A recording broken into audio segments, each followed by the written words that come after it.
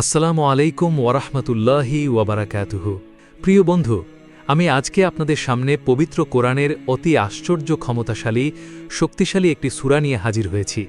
আজকের এই ভিডিওটি শুধুমাত্র তাদের জন্য যারা টাকার কষ্টে আছেন, যারা বারবার চেষ্টা করেও ব্যর্থ হচ্ছেন, যারা মনে মনে ভেঙে পড়েছেন কিন্তু কাউকে বলতে পারছেন না। তাই আমি আজ আপনাদের জন্য পবিত্র কোরআনের অতি আশ্চর্য ক্ষমতাশালী শক্তিশালী এই সূরা নিয়ে হাজির হয়েছি। কিন্তু আমি আপনাকে একটা সত্য কথা বলি, যদি আপনি আজকে সত্যিকারের নিয়ত নিয়ে, চোখের পানি নিয়ে, আল্লাহর উপর পূর্ণ ভরসা রেখে এই সূরাটি শোনেন, তাহলে ইনশাআল্লাহ আল্লাহ তাআলা এমনভাবে আপনার জন্য রাস্তা খুলে দিতে পারেন যেটা আপনি কল্পনাও করেননি। এই সূরাটি আপনাদেরকে শুধুমাত্র মনোযোগ দিয়ে শুনতে হবে, কষ্ট করে পড়তেও হবে না। আর এই সূরাটি শোনার পর সর্বোচ্চ ২৪ ঘন্টার মধ্যে আল্লাহর কসম রেজাল্ট পেয়ে যাবেন। আর সর্বনিম্ন সময় হল সূরাটি শুনতে শুনতে আল্লাহ তাআলা আপনাকে অলৌকিকভাবে এই সূরাটির মৌজেজা ও ক্ষমতা দেখিয়ে দিবেন। আজকে যে নিয়তে শুনবেন ইনশাআল্লাহ আল্লাহ তাআলা সেই নিয়তটি পূরণ করে দিবেন ইনশাআল্লাহ। বন্ধুরা, ভাবুন তো, আপনি একা বসে আছেন, হাতে টাকা নেই, মাথায় হাজারো চিন্তা, ঋণের চাপ, পরিবারের দুশ্চিন্তা। ঠিক সেই মুহূর্তে যদি আল্লাহ আপনার জন্য অদৃশ্যভাবে একটি পথ তৈরি করে দেন, এই সূরাটি সেই আশার দরজা খুলে দেয়। এই সূরাটি বান্দাকে তার রবের সাথে কানেক্ট করে দেয়। অনেক মানুষ এই সূরাটি শুনে বলেছেন তাদের জীবনে অদ্ভুত পরিবর্তন এসেছে। যেখানে কোনো পথ ছিল না সেখানে পথ তৈরি হয়েছে, যেখানে আশা ছিল না সেখানে আলো এসেছে। কেউ রিজিকের নতুন দরজা পেয়েছেন, কেউ কঠিন সমস্যা থেকে মুক্তি পেয়েছেন, কেউ মানসিক শান্তি ফিরে পেয়েছেন। আপনিও যদি মনোযোগ দিয়ে সম্পূর্ণ সূরাটি শোনেন, ইনশাআল্লাহ আল্লাহ তাআলা আপনার জন্য সহজ করে দেবেন, আপনার জীবনে বরকত দান করবেন, আপনার কষ্টকে স্বস্তিতে পরিবর্তন করে দেবেন। প্রিয় ভাই ও বোনেরা, একটা কথা মনে রাখবেন, এই সূরাটি অর্ধেক শুনলে হবে না, শুরু করলে সম্পূর্ণ মনোযোগ দিয়ে শেষ পর্যন্ত শুনবেন। বন্ধুরা, ভিডিও শুরু করার আগে আসুন একসঙ্গে প্রার্থনা করি। হে আল্লাহ, আমাদের উপর অনেক বেশি ধনসম্পদ বর্ষিত কর। যারা সত্যিই বেশি অর্থ ও বরকত চান তারা কমেন্টে লিখুন আমিন, এবং ভিডিওটিতে একটি লাইক দিতে ভুলবেন না। যারা এখনও চ্যানেলটি সাবস্ক্রাইব করেননি, দয়া করে সাবস্ক্রাইব করুন। এই ভিডিওর লাইক টার্গেট ১০,০০০, তাই আজই ক্লিক করুন। চলুন আর দেরি না করে শুরু করি। শোনার আগে মনে মনে আপনার নিয়তটি বলুন। আপনার কষ্ট, আপনার চাওয়া, আপনার প্রয়োজন সব কিছু আল্লাহর কাছে তুলে ধরুন। হে আল্লাহ, যারা মনোযোগ সহকারে সূরাটি প্রথম থেকে শেষ পর্যন্ত শুনবে, আপনি তাদের সকলকে গায়েব খাজানা থেকে ধনী বানিয়ে দিন। যারা অসুস্থ তাদেরকে সুস্থ করে দিন। যারা কষ্টে আছে, যারা অভাবে আছে, যারা দুঃখ, কষ্ট, পেরেশানিতে আছে, আপনি তাদের সকলের দুঃখ, কষ্ট, পেরেশানি দূর করে দিন। যে যেই নিয়ত নিয়ে, যে যেই উদ্দেশ্য নিয়ে সূরাটি শুনছে এবং শুনবে, আপনি তাদের সকল মনের আশা আকাঙ্ক্ষা পূরণ করে দিন। হে আল্লাহ, আমরা একমাত্র আপনার উপরেই আশা ভরসা নিয়ে সূরাটি শুনতেছি, আপনি আমাদেরকে ফিরিয়ে দিয়েন না। হে আল্লাহ, যারা মনের বাসনা পূরণের জন্য সূরাটি প্রথম থেকে শেষ পর্যন্ত শুনছে এবং শুনবে, আপনি তাদের সকল মনের আশা পূরণ করে দিন। আমিন। কমেন্টে আমিন লিখে দোয়ায় শরিক হন, কারণ কে জানে কখন কার দোয়া কবুল হয়ে যায়। তো চলুন আর দেরি না করে পূর্ণ মনোযোগ দিয়ে শুনতে থাকি পবিত্র কোরআনের সেই বরকতময় সূরাটি। أعوذ بالله من الشيطان الرجيم. بسم الله الرحمن الرحيم. ألف لام ميم. الله لا إله إلا هو الحي القيوم. نزل عليك الكتاب بالحق مصدقا لما بين يديه وأنزل التوراة والإنجيل من قبل هدى للناس وأنزل الفرقان. إن الذين كفروا بآيات الله لهم عذاب شديد والله عزيز ذو انتقام. إن الله لا يخفى عليه شيء في الأرض ولا في السماء.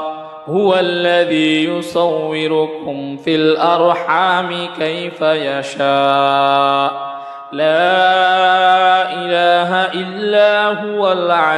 العزيز الحكيم هو الذي أنزل عليك الكتاب منه آيات محكمات هن أم الكتاب وأخر متشابهات فأما الذين في قلوبهم زيغ فيتبعون ما تشابه منه ابتغاء الفتنة وابتغاء تأويله وما يعلم تأويله إلا الله والراسخون في العلم يقولون آمنا به كل من عند ربنا وما يذكر إلا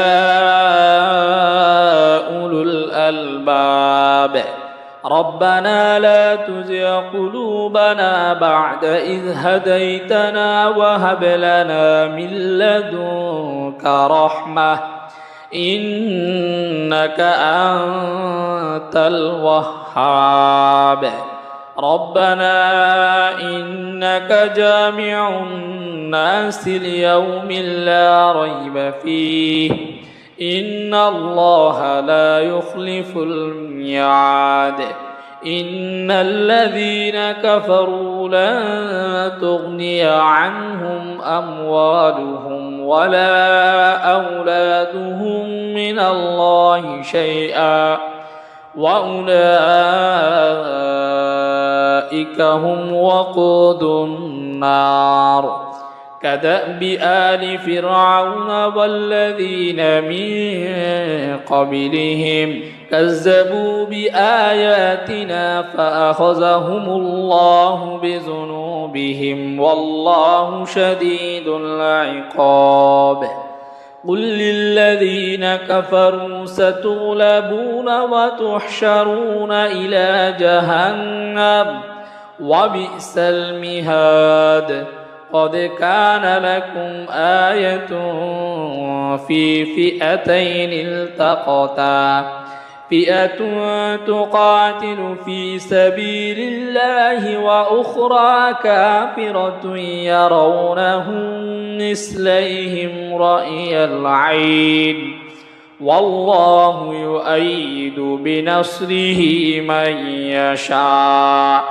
إن في ذلك لعبرة لأولي الأبصار زين للناس حب الشهوات من النساء والبنين والقناطير المقنطرة من الذهب والفضة والخيل المصومة والأنعام والحرث ذلك متاع الحياة الدنيا والله عنده حسن المآب قل أنبئكم بخير من ذلكم للذين اتقوا عند ربهم جنات تجري من تحتها الأنهار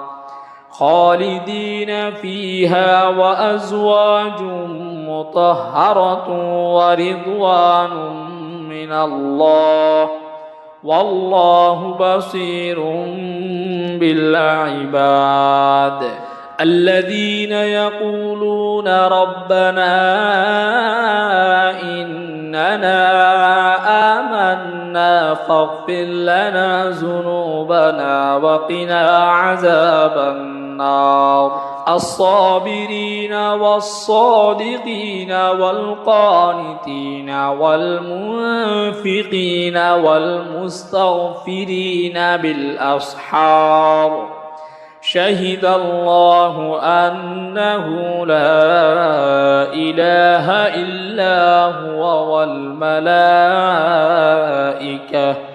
وأولو العلم قائما بالقسط لا إله إلا هو العزيز الحكيم إن الدين عند الله الإسلام وما اختلف الذين أوتوا الكتاب إلا من بعد ما جاءهم العلم بغيا بينهم ومن يكفر بآيات الله فإن الله سريع الحساب فإن حاجوك فقل أسلمت وجهي لله ومن اتبعن وقل للذين أوتوا الكتاب والأمين أأسلمتم فإن أسلموا فقد اهتدوا وإن تولوا فإنما عليك البلاغ والله بصير بالعباد إن الذين يكفرون بآيات الله ويقتلون النبيين بغير حق ويقتلون الذين يأمرون بالقسط من الناس فبشرهم بعذاب أليم أولئك الذين حبطت أعمالهم في الدنيا والآخرة وما لهم من ناصرين ألم تر إلى الذين أوتوا نصيبا من الكتاب يدعون إلى كتاب الله ليحكم بينهم ثم يتولى فريق منهم وهم معرضون ذلك بأنهم قالوا لن تمسنا النار إلا أياما معدودات وغرهم في دينهم ما كانوا يفترون فكيف إذا جمعناهم ليوم لا ريب فيه ووفيت كل نفس ما كسبت وهم لا يظلمون قل اللهم مالك الملك تؤتي الملك من تشاء وتنزع الملك ممن تشاء وتعز من تشاء وتذل من تشاء بيدك الخير إنك على كل شيء قدير تولج الليل في النهار وتولج النهار في الليل وتخرج الحي من الميت وتخرج الميت من الحي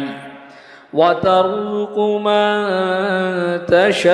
تشاء بغير حساب لا يتخذ المؤمنون الكافرين أولياء من دون المؤمنين ومن يفعل ذلك فليس من الله في شيء إلا أن تتقوا منهم تقاه ويحذركم الله نفسه وإلى الله المصير قل إن تخفوا ما في صدوركم أو تبدوه يعلمه الله ويعلم ما في السماوات وما في الأرض والله على كل شيء قدير সূরা আলে ইমরান। প্রিয় ভাই ও বোনেরা, এই সূরাটির নাম সূরা আলে ইমরান। এটি শুধু একটি সাধারণ সূরা নয়, এটি এমন একটি সূরা যার প্রতিটি আয়াতে রয়েছে হেদায়েত, শিক্ষা এবং ঈমানকে শক্তিশালী করার শক্তি। রাসূলুল্লাহ সাল্লাল্লাহু আলাইহি ওয়াসাল্লাম বলেছেন, তোমরা কোরআন তিলাওয়াত করো, কারণ কিয়ামতের দিন এটি তার পাঠকারীর জন্য সুপারিশকারী হিসেবে আসবে। বন্ধুরা, আজকে একটা নিয়ত করুন, প্রতিদিন অল্প হলেও এই সূরাটি তিলাওয়াত করবেন, মনোযোগ দিয়ে শুনবেন। ইনশাআল্লাহ আল্লাহ তাআলা আপনার অন্তরকে শান্তি দান করবেন, আপনার জীবনকে সহজ করে দেবেন। প্রিয় ভাই ও বোনেরা, আমাদের এই ভিডিওটি যদি আপনার ভালো লাগে তাহলে দয়া করে নিচে কমেন্টে আপনার দোয়া ও আমিন লিখতে ভুলবেন না। সাথে লাইক ও শেয়ার করে আমাদের চ্যানেলটিকে সাবস্ক্রাইব করে সমর্থন করুন, যেন আমরা আরও সুন্দর ইসলামিক ভিডিও আপনাদের জন্য আনতে পারি। আল্লাহ হাফেজ।